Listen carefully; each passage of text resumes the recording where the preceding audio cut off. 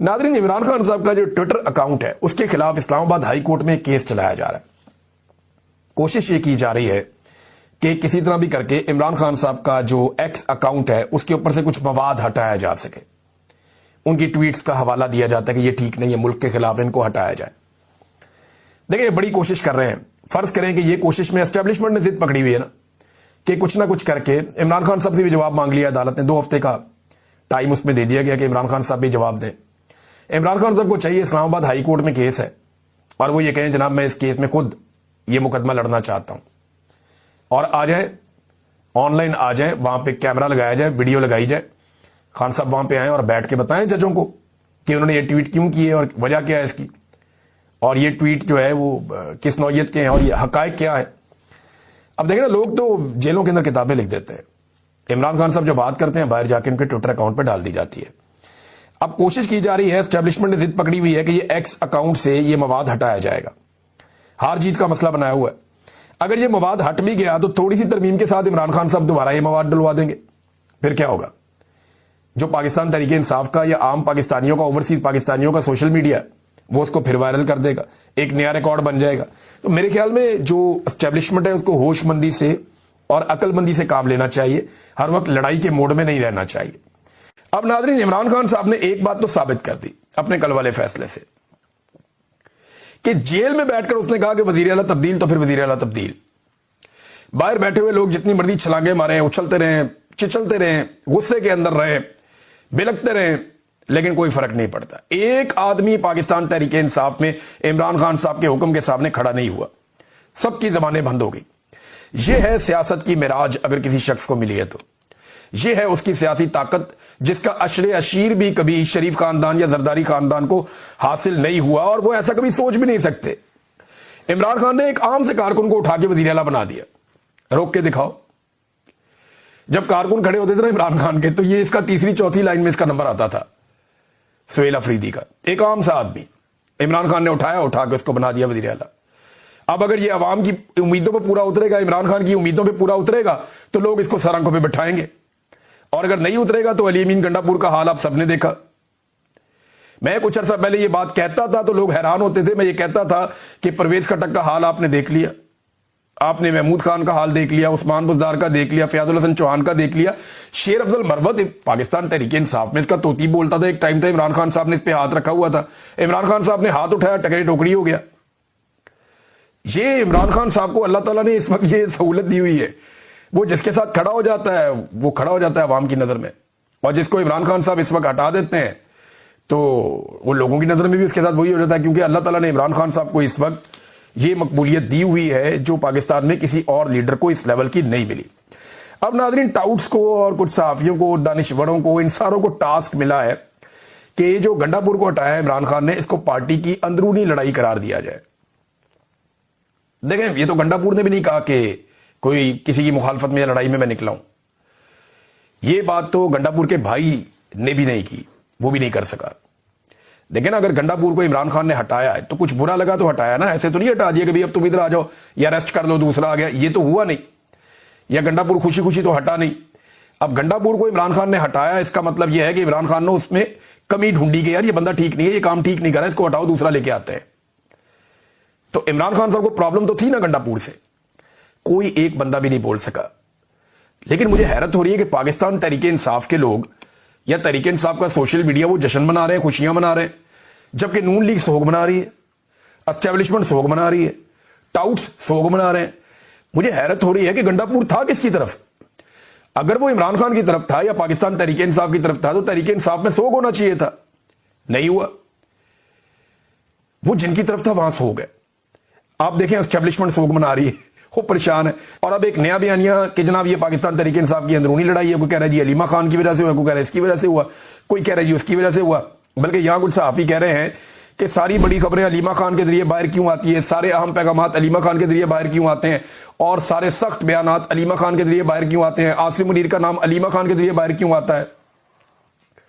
अब ये बड़े बड़े सहाफी ये बात करें, मैंने ये बात मालिक साहब को भी करते हुए सुनी, तो सादा सा जवाब है, एक आम बच्चे को भी समझ आता है। कभी किसी और की मुलाकात ही नहीं होती। बड़े लंबे अरसे से इमरान खान साहब की मुलाकातें ही बंद की हुई थी। ट्रायल के दौरान फैमिली को मिलने का मौका मिलता था, खबर बाहर आ जाती थी।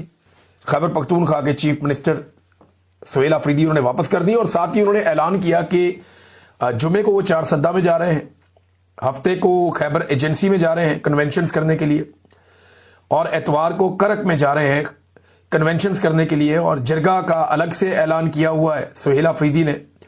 तो ये बड़ी एक्टिविटीज़ हैं जो होने जा रही हैं खैबर पख्तूनख्वा में। अब ये कोई इतनी एस्टेब्लिशमेंट को पसंद नहीं आएगी, और उनके ऊपर सुहेल अफरीदी पे एक प्रोपेगेंडा ये किया जा रहा है कि वो कोई लॉ एंड ऑर्डर की मीटिंग थी जिसमें उसने शमूलियत नहीं की तो उसने बड़ा जुल्म किया। तो सुहेल अफरीदी ने बताया कि जनाब ये लॉ एंड ऑर्डर की नहीं थी मीटिंग, बल्कि ये जो मीटिंग थी ये दो चीज़ों पे थी, वो दोनों चीज़ें उन्होंने बताई। एक तो मीटिंग जो थी वो फूड सिक्योरिटी पे थी और दूसरा अफगान मुहाजिरीन पे थी। इसमें लॉ एंड ऑर्डर का मसला नहीं था। और वैसे भी जुनैद अकबर ने कहा कि जी आप जितनी मर्जी मरतबा बुलाएं हम नहीं जाएंगे जब तक कि इमरान खान की मुलाकात सुहेल अफरीदी से नहीं करवाई जाएगी। बल्कि उन्होंने ये भी बताया जुनैद अकबर ने कि इमरान खान को जब ये बताया गया कि अली अमीन गंडापुर के मुताबिक कोई 22 बंदे ऐसे हैं जो एस्टेब्लिशमेंट को एफिडेविट दे चुके हैं बयान हल्फी कि जनाब जब आप कहेंगे जहां कहेंगे हम वह वोट डाल देंगे, तो ये जो 22 बंदे हैं ये हमारे हाथ से निकल जाएंगे। इन्हीं 22 बंदों का दबाव डाल के अली अमीन गंडापुर ने सेनेट के इलेक्शन में अरकान को कहा था कि जी इसको नहीं ले सकते, हमारे 22 बंदे बिके हुए, बिला मुकाबला करवा लो। मुकाबला हो गया तो बढ़ जाएंगे। तो इमरान खान साहब को जब ये बात बताई गई कि जनाब अगर वजीर आला चेंज किया तो ये 22 बंदे जो है एस्टेब्लिशमेंट ने कंट्रोल कर लिए तो फिर हमारी हुकूमत नहीं रहेगी। तो इमरान खान साहब का जवाब क्या था ये जरा सुन लें कि इमरान खान ने कहा कि मुझे कोई परवाह नहीं है, हुकूमत जाती है तो जाए, कम से कम इन 22 बंदों से हमारी जान छूट जाएगी, हुकूमत की खैर है। ये है जनाब इमरान खान। उसे जेल में बैठ के इस बात की फिक्र ही नहीं है कि हुकूमत जाती है तो जाए। वो कहता 22 बंदे अगर फ्रॉड करेंगे तो खुद ही भुगतेंगे। एक बंदा भी नहीं मुकरा, एक बंदा लकीर के उस तरफ नहीं गया। ये हालात है नादरीन खैबर पख्तूनख्वा में। एक और चीज नादरीन मैं आपके साथ शेयर करता हूं। एक रोला डाला गया था कि सुहेल अफरीदी के पीछे कायदे आज़म मोहम्मद अली जिन्ना का फोटो नहीं है, और कायदे आज़म का फोटो क्यों हटाया इसका रोला डाला गया था। लेकिन जिन लोगों ने यह शोर मचाया था ना, उन्होंने उस वक्त ये शोर नहीं मचाया जब अखबारात के अंदर फौजी अफसरान की तस्वीरें लग रही थी 14 अगस्त पे, सियासतदानों की लग रही थी, और कायदे आज़म जो बानी है पाकिस्तान है उनकी नहीं लग रही थी। किसी ने शोर नहीं मचाया। लेकिन सुहेल अफरीदी के पीछे लगी हुई थी, वो उस फ्रेम से बाहर चली गई तो बहुत रोला डाला गया। अब जनाब सोशल मीडिया ने रोजाना ही काम पकड़ लिया है। जरदारी अपने दफ्तर में बैठे, शहबाज शरीफ बैठे, मरियम, बिलावल, मुराद, कोई भी बैठे अपने अपने ऑफिस में, तो मुरादली शाह बैठे, कोई भी, तो वो तस्वीर निकाल के लगा देते हैं जनाब इस तस्वीर में कहां है कायदे आज़म। कहीं पे भुट्टो की तस्वीर लगी होगी, कहीं नवाज शरीफ की तस्वीर लगी होगी, कहीं किसी और की लगी होगी, हर जगह से कायदे आज़म गायब है। लेकिन हराम है कि कोई बंदा आवाज उठाए इस पे। खास तौर पे मैं उन बंदों की बात कर रहा हूं जिन्होंने सुहेल अफरीदी के मामले पे आवाज उठाई थी। लेकिन आवाज उठानी है तो फिर आपको सबके खिलाफ उठानी है। पार्टी से लोगों को नहीं निकाला करते जब वो जेलों में हो, लेकिन इमरान खान साहब ने ऐसा किया था। अब इमरान खान साहब का देखिए हालात उनके इतने मुश्किल है कि फैमिली और डॉक्टर्स को मेडिकल रिपोर्ट्स देनी थी, और ये हुक्म सुप्रीम कोर्ट ऑफ पाकिस्तान के चीफ जस्टिस ने दिया कि जनाब हमने कह दिया है आपकी फैमिली को और इमरान खान साहब की फैमिली को और डॉक्टर्स को उनकी मेडिकल रिपोर्ट्स मिल जाएंगी। लेकिन अब तक इमरान खान साहब की मेडिकल रिपोर्ट्स नहीं दी गई। हालांकि जब नवाज शरीफ साहब जेल में थे तो हर 15 मिनट के बाद नून लीग रिपोर्टों के साथ आकर टीवी पे बैठ जाती थी। हर 15 मिनट के बाद उनको नई रिपोर्ट मिलती थी कि प्लेटलेट्स इतने कम हो गए और इतने कम हो गए और इतने कम हो गए। अगर नवाज शरीफ को कहीं इमरान खान साहब पाकिस्तान से बाहर ना भिजवाते ना तो प्लेटलेट्स माइनस में चले जाने थे उनके। मुझे तो ऐसा लगता था कि अगले 2-4-5 घंटे में 0 हो जाएंगे और उसके बाद माइनस में चल पड़ेंगे। जिस रफ्तार से नवाज शरीफ साहब के प्लेटलेट्स को मैनेज किया जा रहा था, और PMLN जो है वो हर 15 मिनट के बाद हाथ के अंदर एक रिपोर्ट लेके बैठी होती थी कि जनाब ये एक और रिपोर्ट आ गई है। और इधर इमरान खान साहब को 1.5 हफ्ता हो गया लगभग, अस्पताल से उनको ले जाके एक ट्रीटमेंट करवाया गया था, तब से लेकर अब तक इमरान खान साहब की जो मेडिकल रिपोर्ट है वो उनकी फैमिली और डॉक्टर तक को नहीं दी गई। इस रिपोर्ट में ऐसा क्या है जो हुकूमत इसे छुपा रही है और नहीं दे रही, ये सवाल भी अपनी जगह पे। इमरान खान साहब के बेटे कासिम खान का भी एक स्टेटमेंट आया, उन्होंने एक ट्वीट किया है, एक पोस्ट उन्होंने शेयर की, उसमें उन्होंने लिखा मैं और मेरा भाई अपने वालिद से मिलने पाकिस्तान जाना चाहते हैं। 914 दिन हो गए, हमारे वालिद कैद में है, कैद तन्हाई में है। उनकी सेहत के मसाइल के बावजूद उन्हें इंडिपेंडेंट तिब्बी सहूलियात तक रसाई नहीं दी जा रही। अब हुकूमत जानबूझकर हमारा वीजा प्रोसेस भी रोक रही है। एक कैदी को इलाज ना देना जुल्म है, बच्चों को बाप से ना मिलने देना इज्तिमाई सजा है। यानी ये हमारे लिए भी एक सजा है कि हमारे बाप से हमें नहीं मिलने दिया जा रहा। इस तरह इमरान खान साहब के बेटे ने कहा। हम बैनुल अक़वामी इंसानी हकूक़ की तंजीमों से अपील करते हैं कि आवाज उठाएं इससे पहले कि इमरान खान को कोई नुकसान हो। अब ये इमरान खान के बेटे बार बार ये अपीलें कर रहे हैं, बार बार ये बात कर रहे हैं, और आलमी सतह पे जो आवाजें उठनी चाहिए वो उठती हैं, बाद औक़ात नहीं उठती। लेकिन सबसे बड़ा सहारा पाकिस्तान का जो ये मौजूदा रजीम है, इसे डोनाल्ड ट्रंप का है कि अमेरिका को इन्होंने राजी रख लिया है कुछ ना कुछ करके, और उसके जरिए से अब तक जो सूरत हाल है उसको ये मैनेज करते चले आ रहे हैं। नाज़रीन, पाकिस्तान तहरीक इंसाफ के तमाम अरकान असम्बली और ओहदेदारान को आज खैबर पख्तूनख्वा हाउस में तलब कर लिया गया। ये एक बड़ी डेवलपमेंट है। यानी पाकिस्तान तहरीक इंसाफ, आप जानते हैं कि इस वक्त सबसे तगड़ी जमात है और उन्होंने ही अभी तहरीक चलानी है।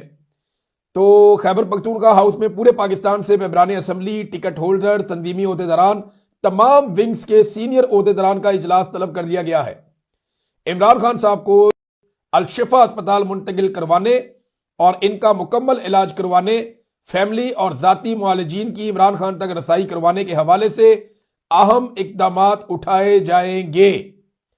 ये जनाब आप देखें क्या फैसले होते हैं, क्योंकि अरकान असम्बली को या टिकट होल्डर्स को जिन पे इमरान खान साहब ने भरोसा किया था, उन सबको अपना जिम्मेदारी लेनी पड़ेगी, वरना पाकिस्तान तहरीक इंसाफ का सोशल मीडिया एक एक करके सबकी शक्लें सामने रखना शुरू हो गया। जनाब इसको देखो ये भी नहीं आता, इसको देखो ये भी नहीं आता, इसको देखो ये भी नहीं आता।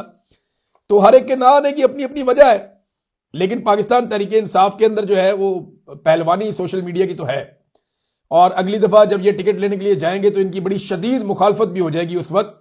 तो अगर आपने अपने टिकट पक्के करने हैं तो काम इन्हें करना पड़ेगा बेचारों को, क्योंकि सोशल मीडिया अब खुद से एहतसाब कर रहा है। नाज़रीन, एक खबर और है, अफसोसनाक खबर है, बार बार आपको कोई ना कोई बुरी खबरी सुनने को मिलती है जब से रजीम है। आलू का जो किसान है वो एक मरतबा फिर रुल गया। ये लगातार जितने साल से हुकूमत में है ना, 4 साल हो गए, चारों साल आलू का किसान रुल गया।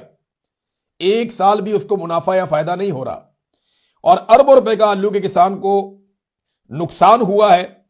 और दावा इनका यह है, यानी मरियम नवाज ने यह ट्वीट करके कहा जनाब हमने 25% ज्यादा आलू पैदा कर लिया है, इनका मुआवजा यकीनी बनाने के लिए हम नई मंडियों तक रसाई हासिल करने की कोशिश कर रहे हैं, और ये आलू भेजने के लिए एक और मुल्क कहते जी वहां पे भी हम ये आलू भेजेंगे। और ये अफगानिस्तान का रास्ता इन्होंने बंद किया हुआ, यहां पे आलू जाता था। अफगानिस्तान के अंदर हम एक्सपोर्ट करते थे, वहां से सेंट्रल एशिया में भी जहां मर्जी चला जाए। तो हम इस तरफ को अपना आलू एक्सपोर्ट करते थे, अब कहां करेंगे, किधर भेजेंगे आप? ये आइटम जो है इसको स्टोर करने की भी एक कीमत होती है। किसान का अरबों रुपए का नुकसान हो गया, बेशुमार किसान रुल गए। अब जो इजाफी पैसे उसको पड़ रहे हैं सर्द खाने के अंदर आलू रखने का, पैदावार ज्यादा हो गई है ना, तो आपको एक्सपोर्ट करना पड़ता है। तो इनके पास इसमें किसी किस्म का कोई गुंजाइश नहीं है, कोई प्लानिंग नहीं है। तो गंदम का किसान भी रुल गया, मकई का किसान भी रुल गया, चावल का किसान भी रुल गया, माल्टा किन्नू का किसान भी रुल गया, और अब फाइनली जो है वो आपका आलू का किसान था, जो एक बड़ी फसल पंजाब में लगती है, सेंट्रल पंजाब में, ये किसान भी रुल गया इनकी हरकतों की वजह से। नाज़रीन, कासिम सूरी साहब ने एक स्टेटमेंट दिया।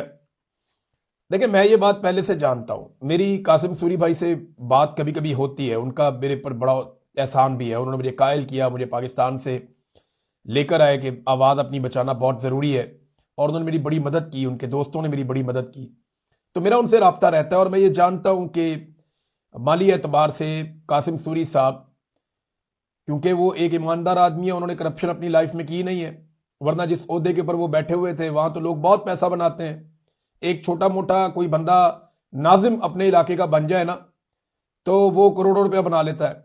और कासिम सूरी तो डिप्टी स्पीकर पाकिस्तान के थे, कौमी असम्बली के, लेकिन उन्होंने वो काम नहीं किए जो नॉर्मली सियासतदान करते हैं 2 नंबर तरीके से। तो कासिम सूरी साहब के पास पैसे वैसे नहीं थे, और वो बहुत खुददार इंसान है, यह बात भी आप अपने जहन में रखिएगा। यानी वो बहुत खुददार इंसान है, अल्लाह रब्बुल इज्जत उनकी खुददारी को सलामत रखे। मेरी उनसे ये बात हुई थी, और मुझे पता है कि वो वाकई में ऊबर टैक्सी चला रहे हैं, और उन्होंने कहा मुझे इस बात पे फख्र है, कासिम सूरी ने मुझे कहा था मुझे इस बात पे फख्र है कि मैंने बेवफाई नहीं की, मैं एक वफादार आदमी हूं, मैं अपने लीडर के साथ खड़ा हुआ और अपने मौके पे डट के खड़ा हुआ। तो ये कासिम सूरी है। यानी ये शरीफों और सरदारियों जैसे बेशुमार लोग 100-100 साल की जिंदगी भी जिए ना, तो कासिम सूरी जैसी खुददारी की एक दिन की जिंदगी, इसका जो नशा है ना, ये समझ नहीं सकेंगे कभी। तो कासिम सूरी साहब के लिए खराज तहसीन है मेरी तरफ से। उन्होंने ये बात खुद अपने मुंह से कह दी, वरना मुझे बताते हुए बहुत अजीब लगता, लेकिन बहुत बड़े दिल का आदमी, उसने बताया जनाब के ये हालात है, लेकिन इसके बावजूद हम झुकेंगे नहीं, हम पीछे नहीं हटेंगे, मुकाबला करेंगे। कामरान शाहिद साहब मेरे साथ बड़ा लंबा अरसा सहाफत उन्होंने की, और सीनियर जर्नलिस्ट हैं। उन्होंने एक जुमला बोला, मैं उस पर जरूर कमेंट करना चाहूंगा। उन्होंने कहा, मैं समझता हूं कि दुनिया की कोई भी फोर्स बिला वजह अपने किसी शहरी को मिसिंग नहीं करती। कामरान शाहिद, देखिए ये जो मिसिंग करना होता है ना, ये होता ही गैर कानूनी है। ये आइन और कानून में इसकी गुंजाइश नहीं होती। मिसिंग करना कोई मसले का हल नहीं है। आप अदालतों में पेश करें और अपने कवानीन को इतना बेहतर करें कि उसके मुताबिक आपको किसी को मिसिंग करना ना पड़े, और अपनी इन्वेस्टिगेशंस को इतना अच्छा करें कि आपकी अदालतें इंसाफ दें। ये जो मिसिंग करना होता है, इससे मसाइल कम नहीं होते, मसाइल बढ़ते हैं। और ये जो कह रहे हैं ना बिला वजह मिसिंग नहीं करती, मैं खुद मिसिंग पर्सन रहा हूं। मैं जब ISI वालों से पूछता था कि यार मुझे तुम लोगों ने क्यों यहां मिसिंग पर्सन किया हुआ, क्या वजह है, मैंने कौन सा ऐसा कानून तोड़ा है, उन्होंने कहा कोई कानूनी वजह ही नहीं है आपको यहां लाने की, हमारे बड़ों को आप बाहर सूट नहीं कर रहे बस। यानी हमारे बड़े नहीं चाहते कि इस वक्त आप बाहर हो, उन्हें सूट नहीं कर रहा, अपना जाती मफाद है उनका। फील्ड मार्शल का अपना मफाद था, मरियम नवाज को जनाब अपना, नवाज शरीफ का अपना मफाद था, फील्ड मार्शल आसिम मुनीर का अपना मफाद था, नदीम अंजुम का अपना मफाद था। तो मुझे पकड़ के इन्होंने जबरी तौर पे लापता कर दिया 5 महीने के लिए। तो मुझे तो कोई कानूनी वजह नहीं बता पाए, कोई वजह नहीं होती, बाज़ औक़ात कोई वजह नहीं होती। मेरे मुंह से एक जुमला निकल गया था एक दफा कि ये जो लोग मिसिंग पर्सन होते हैं इन्होंने कुछ तो किया होगा, और मैंने जाके चौक में खड़े होकर सारी दुनिया के सामने मारंग बलोच से हाथ जोड़ के माफी मांगी थी अपने इस जुमले की। तो कामरान शाहिद साहब ऐसा ना करें, कल को आपको भी माफी मांगनी पड़े, बाद में बहुत तकलीफ होती है, बहुत बुरा लगता है। मरियम नवाज साहिबा का स्टेटमेंट नाजरीन पीछे हट ही नहीं रहा, उन्होंने अजीबोगरीब ही स्टेटमेंट दे दिया। यानी शरीफ खानदान की पूरी सियासत, पूरी सोच का जो मोटो है वो ये है कि शऊर से पेट नहीं भरता। अगर शरीफ खानदान की पूरी सियासत को आपने एक जुमले में बंद करना है ना, इन ताजरों की पूरी सियासत को, तो वो ये है कि शऊर से पेट नहीं भरता। देखिए पेट तो हर आका अपने गुलाम का भी भरता है। अंग्रेजों ने बहुत तरक्याती काम किए थे यहां पे इंडिया पाकिस्तान में, लेकिन हमने आजादी क्यों हासिल की? शऊर की वजह से की ना। फिर हम शऊर के पीछे क्यों चले थे? हम तो ये भी कहते रहे भूखे रहेंगे मगर एटम बम बनाएंगे। ये कौन सा वाला शऊर था? यानी ये इस खानदान की एक घटिया सोच है। इंसानों में और बाकी जानदारों में फर्क किस चीज का है? शऊर का फर्क है। अल्लाह रब्बुल इज्जत ने फरिश्तों को क्या दिखाया था? इंसान में इल्म और शऊर दिखाया था ना, जिसके बाद फरिश्तों को हुक्म दिया कि इसको सजदा करो इंसान को। देखिए शैतान ने तो कहा खाओ, बहुत मजे का है, खाओ। तो रहमान ने कहा था कि तुम्हें शऊर दिया कि नहीं खाना। शऊर में इतना फर्क है, पेट तो भर जाता है। असल बात तो शऊर की है, लेकिन ये पेट से सोचते हैं ना। वो शेख रशीद ने एक जुमला कहा था, और वो हमारे मजहब में भी है कि इनका पेट जो है ना वो कब्र की मट्टी भरेगी, उससे पहले इनका पेट नहीं भरेगा। शऊर से इनका पेट नहीं भर सकता। कौमें जब उन्हें शऊर मिलता है कौमों को, तब वो तरक्की करती हैं, वो आगे बढ़ती हैं, पूरी की पूरी कौम आगे बढ़ती है। पेट तो जानवर भी एक दूसरे को मार के खा जाते हैं, अपना अपना पेट भर लेते हैं, लेकिन उन्हें शऊर नहीं होता। नाज़रीन, अक़वाम मुत्तहिदा ने ईमान मज़ारी साहिबा के मामले के ऊपर एक मज़म्मती बयान जारी किया है। अक़वाम मुत्तहिदा का ईमान मज़ारी और हादी अली चट्ठा केस के फैसले पर तशवीश का इजहार। दोनों मियां बीवी को महज इंसानी हुकूक और आज़ादी इजहार राय के हक को इस्तेमाल करने पर निशाना बनाया गया। दिफा के लिए मुनासिब वक्त नहीं दिया गया, और कार्रवाई के दौरान आलमी मेयार के कानूनी तकाजों को भी नजरअंदाज किया गया। अब आलमी सतह पर आवाजें उठ रही हैं जो जुल्म और ज्यादती ईमान मज़ारी और उनके शौहर के साथ हो रही है। नाज़रीन, एक जाते जाते आपको खबर दे देता हूं मैं कि बोर्ड ऑफ पीस में पाकिस्तान के जाने के बावजूद, डोनाल्ड ट्रंप की जानिब से जंगबंदी के ऐलान के बावजूद लगातार फलस्तीनियों का कत्लेआम हो रहा है, और जो नस्लकुशी है वो अभी भी जारी है। पाकिस्तान के DG ISPR ने दावा किया था कि हमने ये इसलिए किया, पाक फौज के तर्जुमान ने कहा कि हमने ये इसलिए किया ताकि फलस्तीन में खून बहना बंद हो जाए। अभी ताज़ा इतलात के मुताबिक मजीद 21 फलस्तीनियों को शहीद कर दिया गया है। तो पाकिस्तान को अपनी पॉलिसी के ऊपर एक मरतबा फिर सोचना चाहिए कि क्या वाकई उन्होंने जो किया इसमें फ़लस्तीनियों का भी कोई फ़ायदा हुआ है या सिर्फ आपने डोनाल्ड ट्रंप को राज़ी किया है। अब तक के लिए इतना ही। अपना ख्याल रखिएगा, अपने इस चैनल का भी। अल्लाह हाफ़िज़।